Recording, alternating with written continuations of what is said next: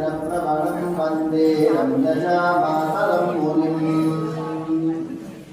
श्रीमते रामानुजाय नमः। श्रीमद्भागवतमुने नमः। श्रीमद्भागवतमहात्म्ये नमः।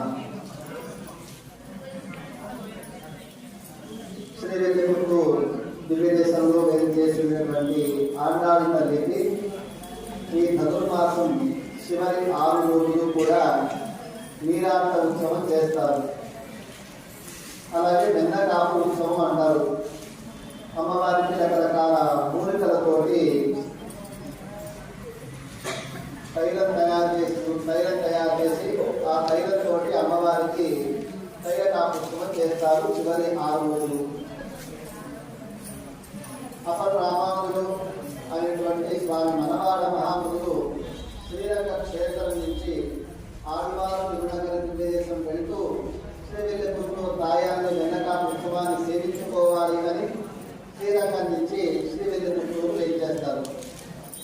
6వ రోజు అమ్మవారు అప్పుడే ఆ వెనకాపు ఉత్సవం పూర్తి చేసుకుని లోపలికి వెళ్ళిపోతుంది. వారు మనవాడ మహానుడు శ్రీవిల్లిపుత్తూరు వెళ్ళి తాయాన్ని సేవించడానికి వెళ్ళేసరికి వెనకాపు ఉత్సవం అయిపోతుంది. తాయాన్ని లోపలికి వెళ్ళేస్తుంది.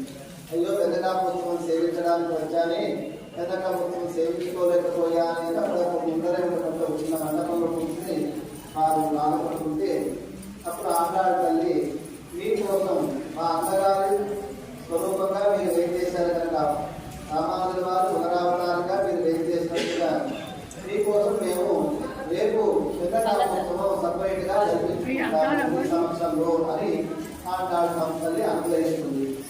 అర్చకులందరినీ కూడా ఆదేశాన్ని జారీ చేస్తుంది. రేపు మనవాడ మహాముని కోసం సపరేట్ గా తిరుమంజనం వెంకటాపురం చేయండి అని అమ్మవారు చెప్తుంది.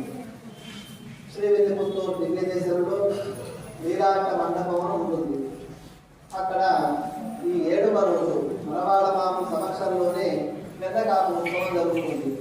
చాలా అద్భుతంగా జరుగుతుంది. శ్రీవిల్లిపుత్తూరు దివ్య దేశంలో మనం సేవించుకోవాల్సిన ఉత్సవంలో అదొక ఉత్సవం.